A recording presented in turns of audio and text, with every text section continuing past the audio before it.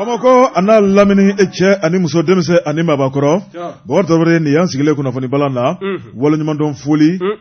ani tanini ka bela jelen sigare mali kono mali ko kan bori kuna foni balanda jokun kono shin duru nga tarata ni ala dugu nyuma je bortore bojabati an de bebe kuna foni banaka menye jiga fo nyuma soka wuli ka joy nga baren teke masaba barako bisu madena nege karafajuru be mamtu kamara bolo ka samantai bolo ngoni tambe munumunu salola butoni nyonche ka do turu ka do munumunu fo ka do nyebli yasa lameba munumbe ka namo ka nisondia ni damu soro kuma kana technicien joro ka bone ko ala ku kisi tiga dimima amin tiga be barala de ga u ka bara yelente bari anu lebe barala nyom fe technicien ye minye amba shido ni ye natobi ka mo ka nyine fenkelen ko dudu manu siga kuna ubu tige bola o duma kwa chen wache iga dumunungo koni chen wache iga dumunungo alaka no ya kiga bodrore ni ye shenugu jole kala de ba kono ni ye bogare sigele kuma so ngoro bi admission jale bura muso daraga to be ka ma foidu ebe tabulu do ndefendu awo bi kle joli ma fendu aide kle joli jogodi ibo nye foyere nga daraga dunde teti bi kle joli aywa angata iye dodun kunu wali mamdu fiya wase goro iye dodun kunu bordrawre opmani bordrawre nale to dumuni fe ne juake bordre be balo fiye fe opma ko reke ko nimba fante ma ngebe melege wala saw opma abore de dakono bori opma ne asigele keneka minye kuna foni kemeka dasa be koro soso mamtu ga yamara kono amtale fanfe obebe Oje wati namo ne ko bala choko beti bori jona ne bentike do le gido sebenigala to segu kulubali segu ko akominye jwa kuntemene kerengere na février kalo kle woro bori minye irisu ka ministre des affaires étrangères noye Sergei Lavrov achuna engagement kono sebenigala ko akanali ablala minami kono odi tigadi nyokoma abisika kologiria mali ni irisila che mali ani jugu kelela irisila u domeni femu ye o de ngana yaye irisu ka demenu ka kokoroma do mali do be se ko soro to komina sebenigala ko ako irisu ka ni cheba bori ni ya ye min koni Vladimir Putin temene ko fe o mi u ka masake bay min ye Sergei Lavrov ye ale de ko mi ni jo ejoro flana la ma min buyalembe ma min lamene be risula sebenigala ko aka wuli ninga farafina tama bori oti gwanzan ye farafina jamana mun na yulu tama mali senyero la akoni bela jeleme ko do mana ako mali kelengo kaka yirama horoyata irisu ka jamana de jamana sabana ye min anka jamana ka yirama horon la kodon ako ka damne kuno minye president Modibo Keita le clé bori kana bla bila irisula ani mali anka jenyonga do de be ka faraka foi mabwala folo janko bi minye kolonel duru clé abika tobe ka kentamantama minye irisu ka nyemai aku akanga koko boloda jamana ye jamana ka nyeta jamana ka bonola ko tna qualifio sebenigala ko hable job no ye an refena ka ministry ye minye shimanga jamana ni jamana wara choko nyana bolima warto de minye chejaye o yanga ye admission jalembe bori ale ko ni tarani dangoroba bisibila panguru jikinala minye dugugula geregere sebenigala ko minye Sergei Lavrov ye ako ale wasara annali jamana kono amafa jikiko annali jamana kono asiwara aye minme jamana kofe anaye minye obesomo somo samabo ako min koni ye flaninteria do de bina faraka ni watila ali na tumenka koro okuma obunu sebeto dum barama o kadana sebenigala ko ako min ye bamanje walum be mali kono nabika mali don toro nabika ndeseka sunoko ako min koni irisu yu bina deme belebele de takan segere bori min ye ni daga kisenye ka taka bo andala mamunu fene be kan puruti karafe nu ka akilina kolon ye min ye ulu fene ka daga jugu ye ko tako bo andala mamin ko kube bi malika mamin ko kube mali jugu ya okuma irisu ko kubu jolo soro nye sebenigala ko wadore minye irisila ye wadore alni mami mase iba don ka fo jamana deni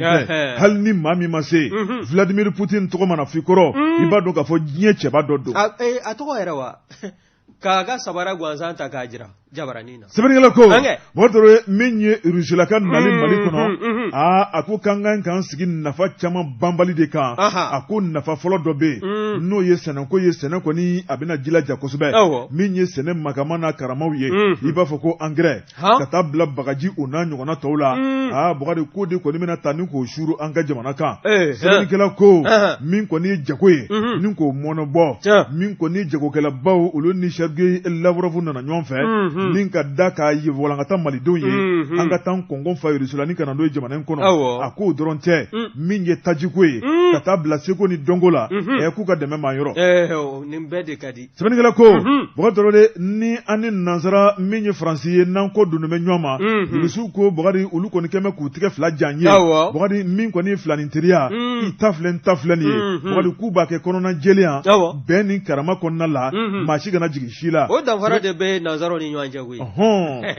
beti ko mi be e ka ni dabri majulla kami ate fenzoro ela ebe kla ka twache o dabla la kaka nyetugo pep o bana sebenigala ko wotoro min ko ni risuka dangoroba e no Sergei Lavrov ale ka sigini ka taka jamana kono bogadi min ko ni sigi keme ka makono ni ke akoni kuintina blood da grenda la ko juna ayi kuma munu fo flaninteria bara munu bolodara bogado de kan nobe na yim mali kono sira bela jelen kon nalla ka don ka fo ko mali ni rusula be jela min te jela ngolonje ko flani ye hay min bol guido kono segu kulubali ale ka sebeni ambe min vara segu kulubali tay nga boaje mate o de ama o yoro ni sebe mi yesiga so marai o yoro o nyinina o sorolo sabon bela jele dafala ye mi ye negede marfa kise o dla izin de bena ta joy fotan abe do fanya ka do fawa ai rebelia kasa ko nusman benive itachena o de kodonge kana siga comment wal mo gata itiga do ne boje bate mentega do ni sebembe bo sebeb no kama ko le reporter jango kulubali ni aka fasiri idda tula kuna funi duna mina kabbo irisuka ministre des affaires étrangères ga tama ko nana ni on yere ka jamana ta ka laje ko jamana dara faga nyama unana soro gele munu be jamana de undala utala ga furanyi no lawa baw ni ya laje on ga ministre mi be no nyeshimbe jagoko ni izini koma no ye Mahmoud Uldo Mohamedi soro ga fima ay wuli ga joke ay tama ke niki kunda daka gungana ka no ye segwere joy aga tama ma be se ka fo tama nguye tama mambaye bawu korofo munu mbola da kona sele koy akorofo abe manifi abe majigisigi ni ya laje onga finingla izini belebele min bey no ye koma taxi akoni akoku me busy bazala baragala munu be ulu kon kun bina ni kadimisa kun mena utaru sendo ni chagede mbara de yala wani ya laje ma chama be eko luka furu mayobo yabawa ka sabu ke koma taxi abara joli ga ni ye ko imbele jele faranywanga mulika jo ni hagli jaga bo bele jele bale ko mi colonel Asim Goitaye ani aka chama joro fanga blo nyama Dr. Sugal Kokala Maiga katase aka ministru ma kerengere nyana ministri mi no nyeshimbe jagogo ani izini koma no e Mahmoud Uldo Mohamedi suraga ge fima ale ko ni wulika joke wa mi colonel Asim Goitaye kerengere ni yala aya nyini ministri inve ka fo mi yo koma taxi aka wulika jo ase wani ya taka laje eko abaro bele jele otna anunte doka be avril kaluna ta mawa san 2023 mi ye barakala uye munu tumbe no lu kumbe nimisi jigilatika konnana no tumbe hamingwela konnana nimbela jele ngoni welela oni ministry ga tama service ku konnana ukateka kuma mi ye gouverneur kata se collectivité territoriale nyama ya bloma haka ja segu manyene ma fenfen be no lu daka nga do segu ngango kibarala ni izini wulili na bege here bele ye kanye segu marama nimbela jele welela ministry ga tama service ukatu sigi ni ka kuma ministry ko ni ajira ka foko ale nanani kuna funu mami mi ye colonel Asim Goitaye ay wulika jo mi nge wasa kuma taxi ga sega wulika jo ase vlaga baragela munu me no lugu bimbe ka be nimisa ko nana bele jele nga sega nimisi wasa zoro ukase go ka baro ma ko barai ay munu salo ke kanye si service taxi ma service taxi ufana obe wulika jola anga garu munu be no yanga gesewe obe dla izini mi chageda mi ve ode service taxi onyema ba no Dr. Awa S Edumi yaye ministry na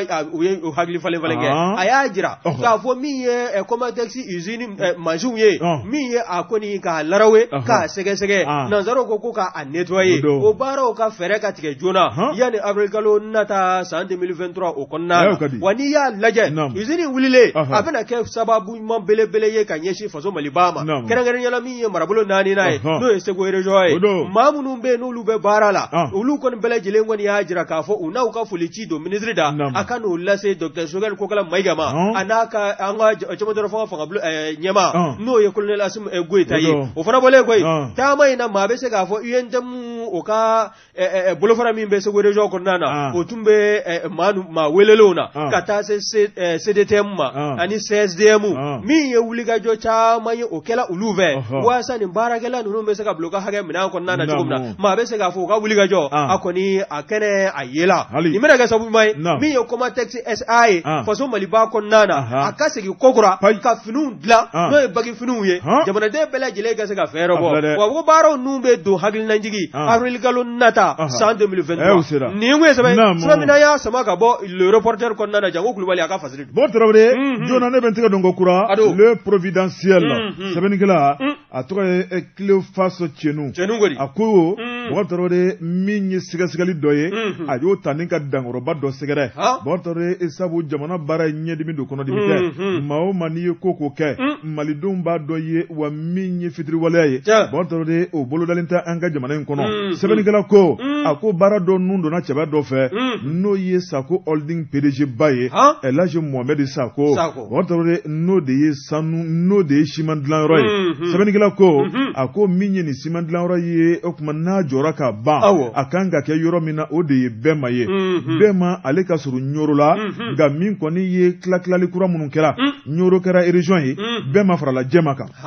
sɛbɛnnikɛla ko a ko min kɔni ye nin usine ye bon Tarawele min ye birikiden fɔlɔ dali ka sira labila k'a yira k'a fɔ usine bɛna jɔ usine n'a jɔra a bɛna ni makama ni karama min ye min ye siman min kan ka bɔ yen bon Tarawele Mali yɛrɛ tɛ dɛ sous région bɛɛ la an dafɛ jamanaw la a ɲɔgɔnna usine tɛna sɔrɔ yen min bɛ siman bɔ san kɔnɔ CFA wari miliyari 355 sɛbɛnnikɛla ko a ko maa min ye nin hakilina in ta o de ye Sako Holding PDG ba ye n'o ye El Hadji Mohamed Sako ye n'ale de fana ye nin cimenterie directeur général ye bon Tarawele a taara ɲininkali ta k'a sɛgɛrɛ a ko El Hadji Mohamed Sako usine ko bɛ cogo di dɛ min ye Bɛɛma dugukolo kan a ko birikiden fɔlɔ dali kana bila bi la a ko baara mun bɛ ka kɛ min ye 100 sara la 30 sɔrɔla ka ban a ko baara ninnu donna ka ban min kɔni baara ye sa a bɛ taa furutututu fo fini bɔ fo nɛrɛ bɔ a y'a yira k'a fɔ min ye usine in ye bon Tarawele n'a kɔni jɔra baara ko gɛlɛya min ye siman ko gɛlɛya siman prix a bɛna nɔgɔya don nin bɛɛ la Mali kɔnɔ prix ko in dɛ banba ka kɛ yen kojugu maliden ka se ka siman sɔrɔ sɔngɔ damatɛmɛ diya kosɛbɛ sɛbɛnnikɛla ko bon Tarawele min ye El Hadji Mohamed Sako a dɔn bɛ ni min ye Mali kɔnɔ wari o de ye opérateur minier n'o kofɔra ka ban o de ye maa min bɛ ni ye dugu jukɔrɔ nafolo wari o ɲɛdɔnba belebele dɔn wari ni El Hadji Mohamed Sako taara jɔ ka dugukolo lajɛ Marijanɛ Zengi nɛgɛ pétrole n'a bɛn ka ban a ma se a ka appareil ta dɛ a jɔlen de bɛ sin k'a ye ten tellement que a bɛ baara ye a b'a dɔn mɔgɔninfin bɛ min dɔn i b'o dɔn i tɛ min dɔn i t'o dɔn dɛ sɛbɛnnikɛla ko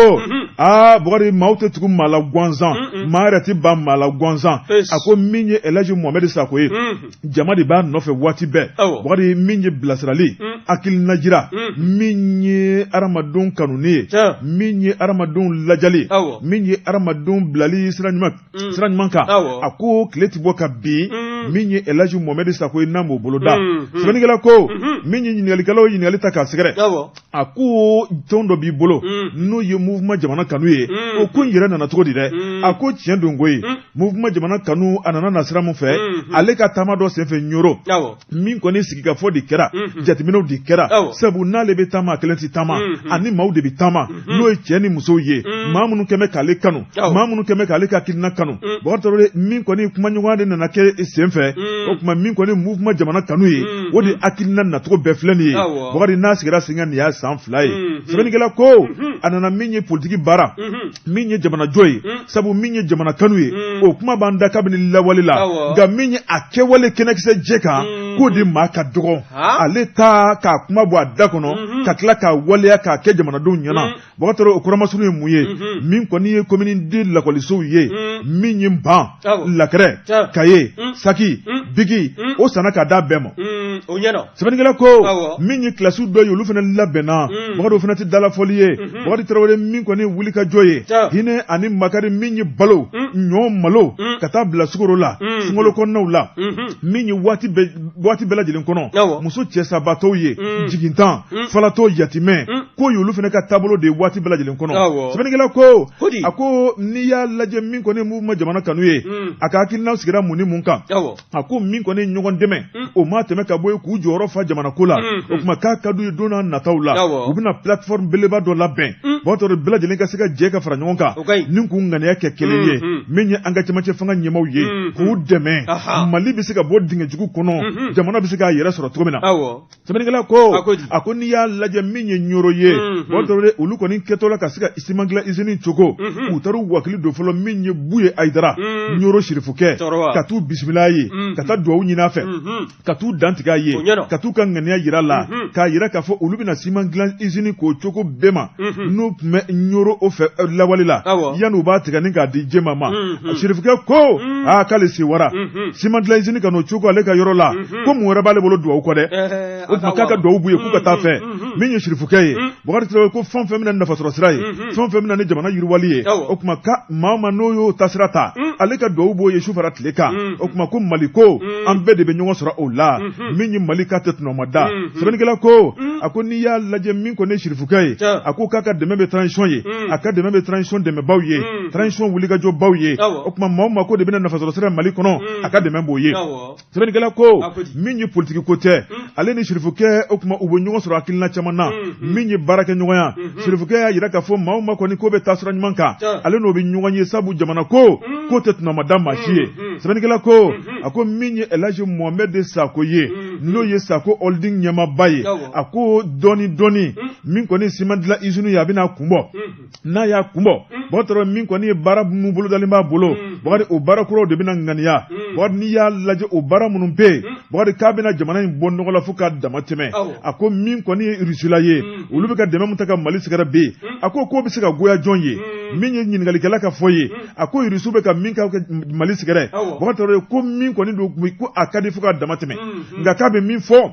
o de ye hali bi Mali marabaaw ye u k'u kɔfilɛ an ka dɛmɛba tɔw la min kɔni ye Rusu ye k'u ta ka di dɛ u k'u kɔfilɛ ko dɛmɛba wɛrɛ bɛ yen minnu fana ta bɛ se ka fara Rusula kan cogo min na sabu ko Rusu olu de kɔni ye an ka jamana ka yɛrɛma hɔrɔn lakodɔn jamana sabanan la a ko min kɔni ye an ka jamana ye lakana baara min ye taabolo ɲuman ye o ka di maliden bɛɛ ye sɛbɛnnikɛla ko a ko min ye Elhaji Mohamed Sako ye o tuma i ka hakilina ye mun ye bi k'ale ka hakilina ye min ye bi jamana in ka lafiya jamana in ka ja min ye jamana marabaaw ye u ka se k'u sago sɔrɔ jamanadenw bɛɛ lajɛlen k'u sago sɔrɔ usines ka caya min ye nafasɔrɔ siraw ka caya lafiya yɛrɛ lakana baara u ka sabati Mali kɔnɔ k'ale bɛ da ka hami n'o ye don o don wa k'a b'a dɔn k'a fɔ ko bɛ kɛ kunnafoni filɛ nin ye an ye min bɔ le providentiel kɔnɔ Cleophas Cenu ale ka sɛbɛnni don k'a ka feerefɛnw lakodɔn nɛgɛ kanɲɛ 12 sera Bamako k'a fɔ jiginɛw ka bonyamasegi bɛ aw ye jɛ ka pib k'a ka feerefɛnw lakodɔn n dɔgɔ Bɔkari i bolo don dɛ Bɔjamase a y'a to ten n'o t'a bɛɛ sa n'a tola t'a bɛɛ jatigi ye ni ye n tɛgɛ don ni sɛbɛn bɛ bɔ sɛbɛn minnu k'a ma ko Lampire ka jɛ k'a sɛbɛn n'o ye la rédaction ye ni y'u ka fasiri ye a ko an ka taa INPS la dɛ Institut National de Prévoyance Sociale min ko bi INPS i bɛ i da tu maa min tɔgɔ la o de ye a directeur général ba ye n'o ye Ousmane Karim Kulubali ye Ousmane Karim Kulubali a nafura dama kana bugɔ sisan la e ko INPS ka ɲɛtaa baara fɛn fɛn boloda la a bɛɛ lajɛlen ma kɛ sanayɛlɛ sɔrɔ fɛn ye wa bawo n'i y'a ta k'a lajɛ maa kofɔlen ye danaya dala kan k'a kɛ directeur général de l'INPS ye ka bɛn min ye octobre kalo o ma san 2021 wa n'i y'a lajɛ Ousmane Karim Kulubali n'o ye INPS DG ye a nafura dama kana bugɔ sisan la a ye san kelen kɛ ka kow jati minɛ bawo n'i tala ka bila cɛkɛda kunna cɛkɛda min n'a yanga ka bon bɛɛ lajɛlen b'a kalama n'a nafa ka bon n'a nafa bɛ se jamanaden kelenna bɛɛ lajɛlen ma zango baarakɛla minnu bɛ yen n'olu bɛ t'u wakulu kɛ INPS ye e ko n'i m'o ko jateminɛ n'i y'i fili o baji kɛnɛ kan ten janto ma kɛ i b'a ye ba e ko i tɛna to ji la wa o san kelen o fɛsɛfɛsɛniw jateminɛ kɔfɛ i b'a ye k'a fɔ min ye Usmane Karimu Kulubali ye INPS directeur général a kɔni a ye hakilina kura caman da ni kura caman ka se ka fiyɛ baara taabolo la taabolo minnu bɛ yen ni yɛlɛma kan ka ta ka ɲɛsin o ma e ko a m'o boloda wa a y'a fɔlɔ ni mun ye fɔlɔ min ye taama ye ka taama ka taa bɔ an ka marabolo kɔnɔna na waasa INPS ka bolofara minnu bɛ marabolo ninnu na a n'o ɲɛmɔgɔw ka se ka ɲɔgɔn ye dugu minnu bɛ u kan fura minnu kan ka sɔrɔ la teliya la ni joona a ka se k'o furaw ni ka di u ma wa n'i y'a ta k'a lajɛ Usmane Karimu Kulubalikɛ n'i y'a ka taabolo lajɛ INPS a b'i n'a fɔ INPS ale yɛrɛ ni INPS nana ɲɔgɔn fɛ koyi bawo INPS a ɲɛdɔn min bɛ a la maa tɛ a se ka fɔ a dan na bawo n'i y'a ta k'a lajɛ maa min do jala min bɛ a bolo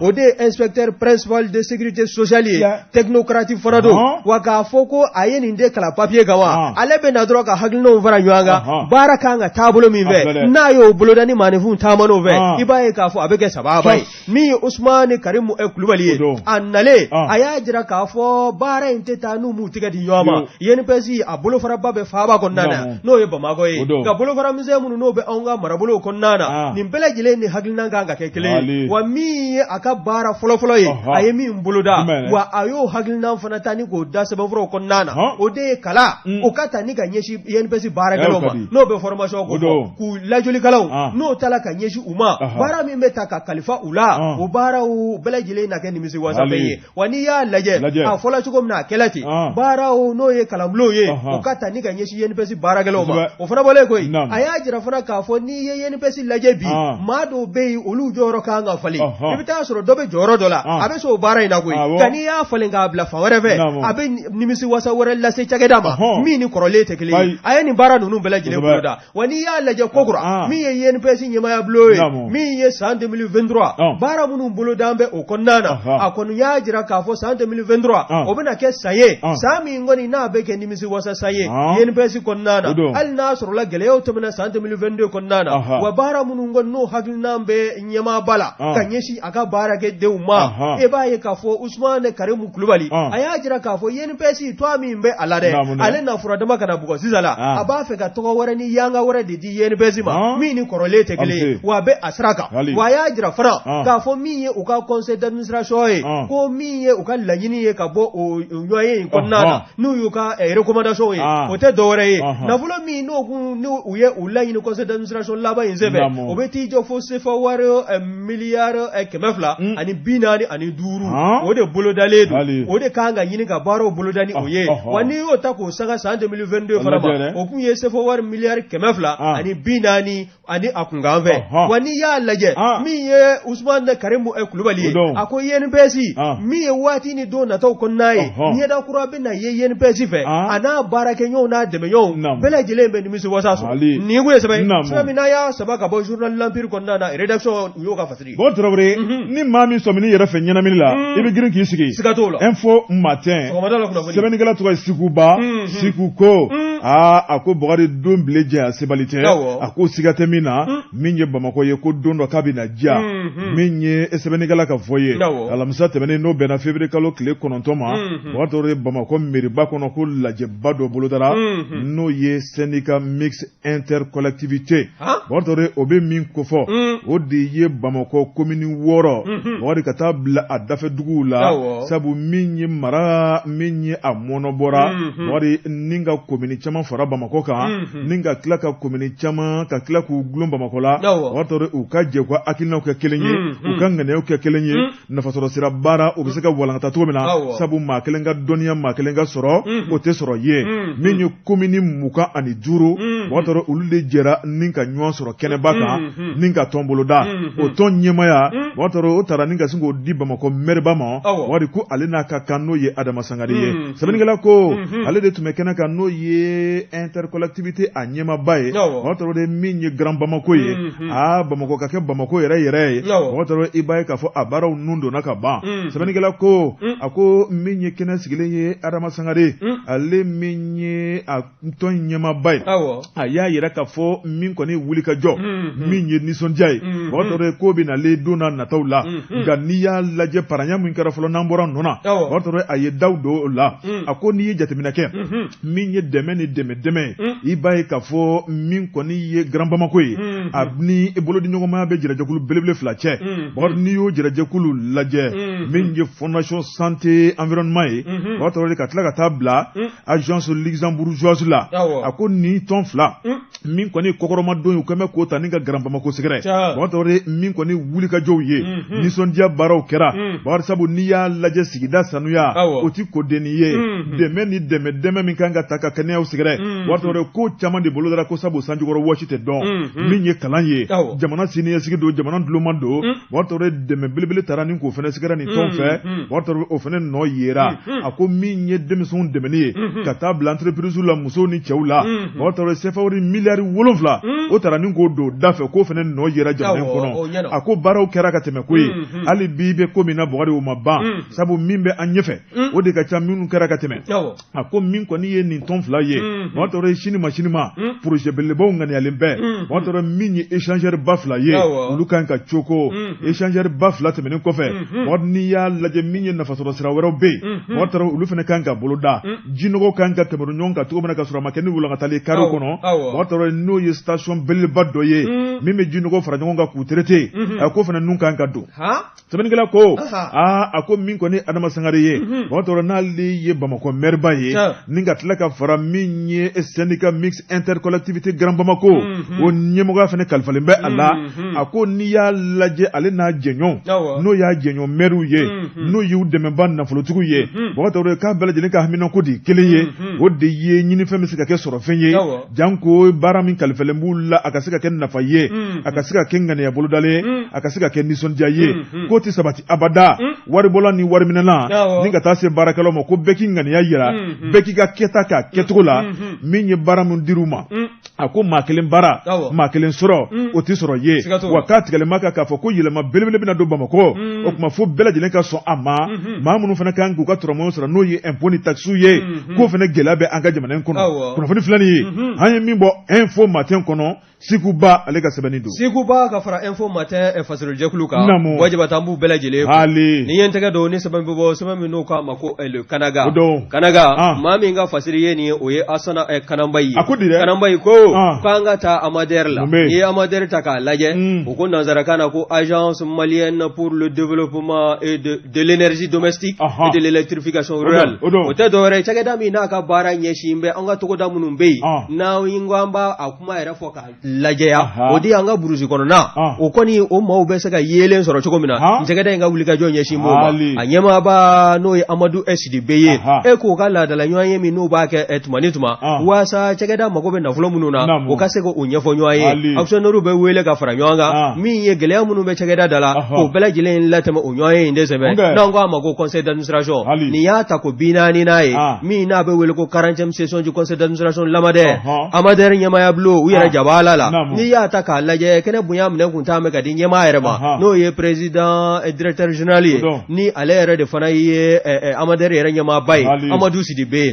fulakɛ a ye kɔrɔfɔ ta a y'a jira k'a fɔ min ye Amadère ye bibi in na a ye baara minnu kɛ a y'i da don o la ni k'o maana a y'a jira fana k'a fɔ min ye san 2022 tɛmɛlen gɛlɛya minnu n'olu kɔni poyila san 2022 kɔnɔna na o m'a to Amadère k'a tɛgɛ jigin a ka baarakɛtaw la bawo baara minnu n'olu kun t'an bɛ ka kalifa la a ye baara ninnu kɛ ka se nimisi wasayɔrɔ la bawo min ye Amadère ye ale ka baara tɛ dɔwɛrɛ i n'a fɔ n yɛrɛ n da tul'a la cogo min na kuma daminɛ kɔnɔ ka yeelen ta k'o di anw ka togodalamaw ma a ka baara o kɔni a wulen bɛ ka jɔ ka ɲɛsin o ma wa n'i y'a lajɛ Sidibe ka fɔ la n'o ye fulakɛ ye Amadère président directeur général a y'a jira k'a fɔ nafolomugu min ni Amadère yɛrɛ fana n'a mako tun bɛ o la n'a kɛla sabu ye ni ka baara kunba caman fana ni k'o sigi sen kan o nafolo n'i y'a ta k'a lajɛ k'o bɛ t'i jɔ CFA wari miliyari 10 tan ani duuru bonyongola ana kunganve wani ye o sanga o kan sela ka nafolo min ni ka o se ka o soro o de beti jo se fo war miliyaro tan ani fula ana kunganve na min ye tan ni duuru ye o de kun layin le do tan ni fula ana kunganve o de soro la ni ka se ka baro bolo da no ye kan bela jele na amadere ni abarage nyon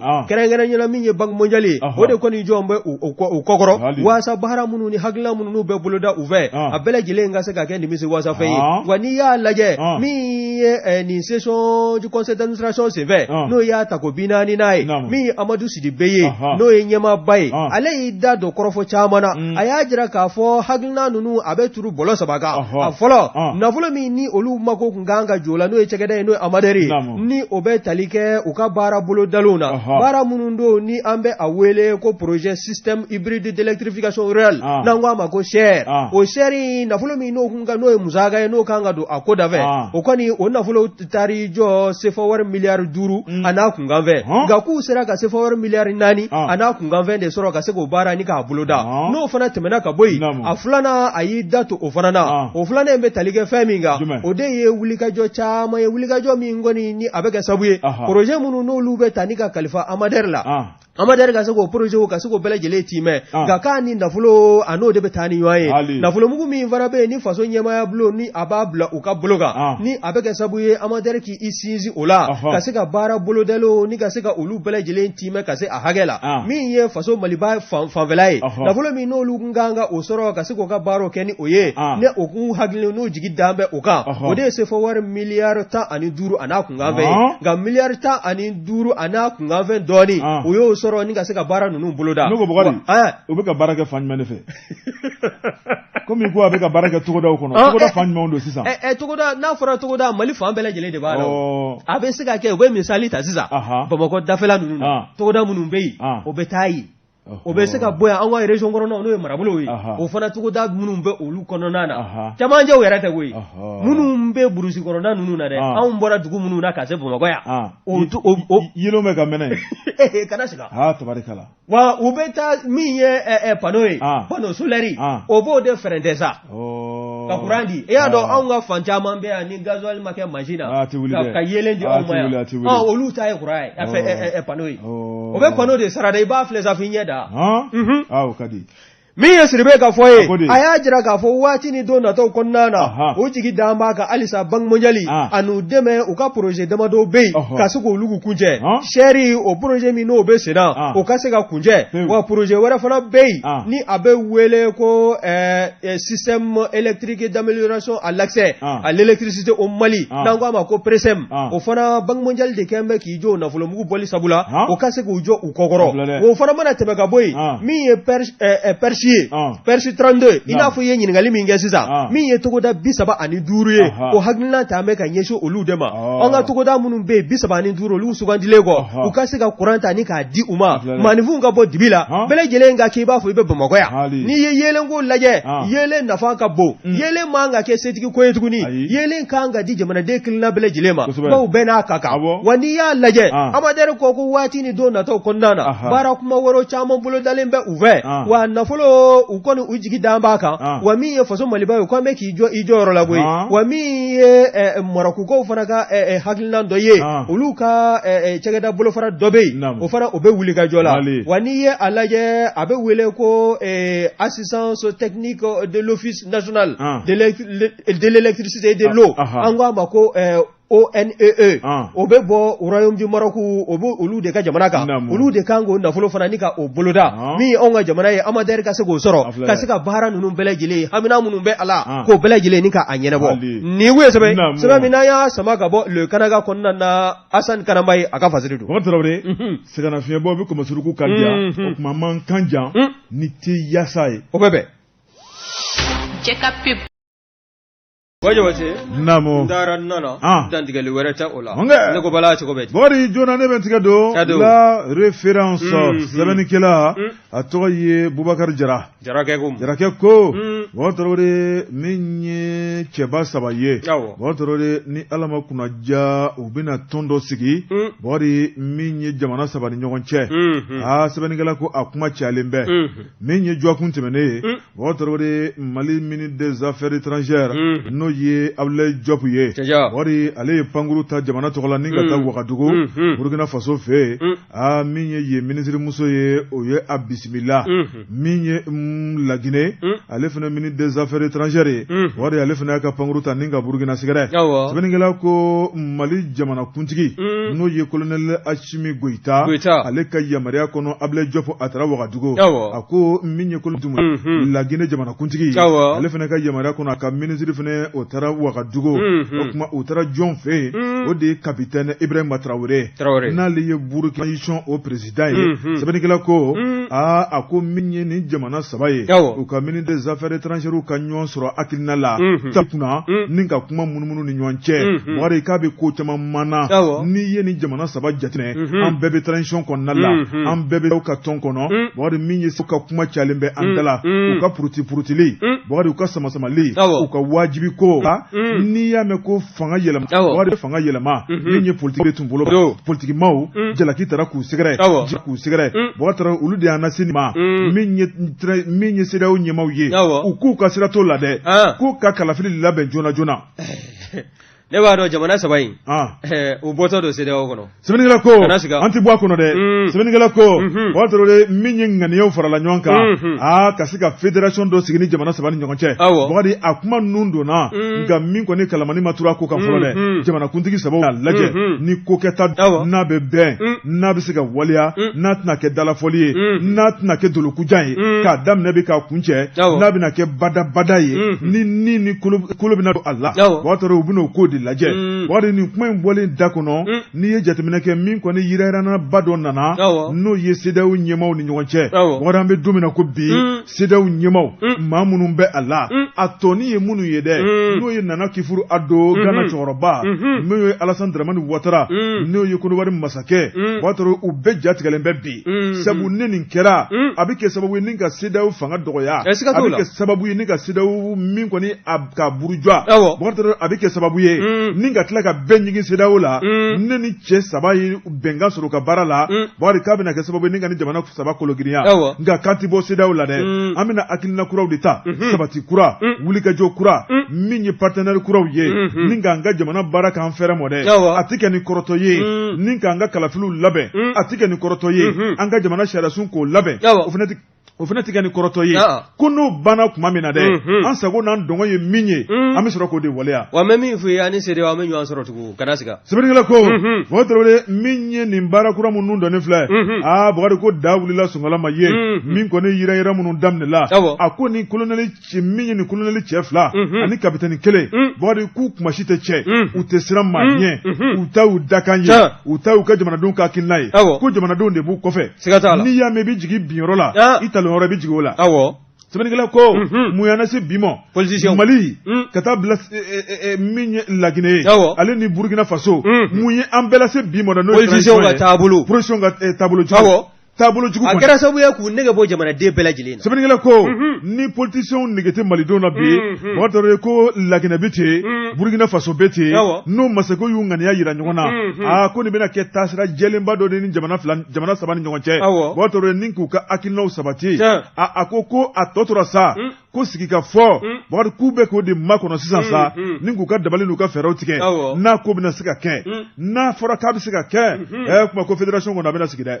n'o fédération sigira ko fana y'a damana tɔn dɔ de ye tuguni CEDEAO kɛrɛfɛ min bɛna CEDEAO ko da walo kunnafoni filɛ nin ye an ye min bɔ la référence kɔnɔ a ka bi bɔli don Bɔjabate référence a n'a fasɛrɛli jɛkulu an b'u bɛɛ lajɛlen fo an bɛ taa Kalabankɔrɔ min tɛgɛ don ni journal min bɛ bɔ o de ye l'indépendant ye l'indépendant o bari nin ye a ka fasɛrɛ ye fulakɛ ko min ye Kalabankɔrɔ commissariat ye i ko u tɛ baara la wa bawo n'i y'a ta k'a lajɛ Kalabankɔrɔ n'i ye bandi misɛnninw ka ɲaw ta k'u lajɛ Bamakɔ kɔnɔna na i b'a ye k'a fɔ Kalabankɔrɔ o dili don bɛ yen de kosɛbɛ wa min ye commissariat ale kɔni y'a jira k'a fɔ ale na fura dama commissariat kuna Kalabangoro ale koni ana wuli ka jɔ kɛ n'o ye commissaire divisionnaire Sadio Ka Tomoda ye a kɔni y'a jira k'a fɔ wuli ka jɔ o n'a kɛ ale n'a ka cɛdenw fɛ waasa min ye Kalabangoro sigi ye a bɛ se ka ja Kalabangoro den cɛ ni muso denmisɛnnin maabakɔrɔ la cogo min na k'a sɔrɔ Bamajila ka zomba kulo ma bi aw kan aw jatigɛ aw ka du kɔnɔnaw na i ye ko in ta k'a lajɛ k'a yɛrɛ sɔrɔla cogo di dɛ min ye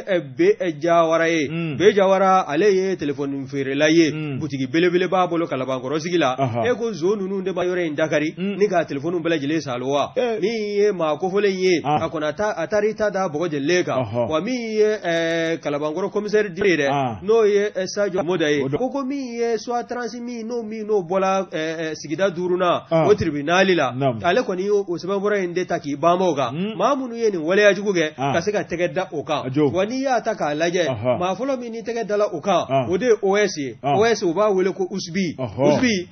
a to a kan tɔ ye o de ye OS n'o y'a to a surunni ye wa tɛgɛ dalen kɔ a kan e ko a y'i dala cɛ ko ninnu na wa a y'i da don ani maa minnu jɛra ni k'a baara jugu kɛ a y'i da don bɛɛ lajɛlen na o kɛla sabu ye min ye Kalabangoro brigade de recherche ye commissaire ka yamaruya kɔnɔna na o ka se ka u tɛgɛ da maa caman kan a tɛ n'ale bɛ wele ko Enzaralo ka taa se maa wɛrɛw ma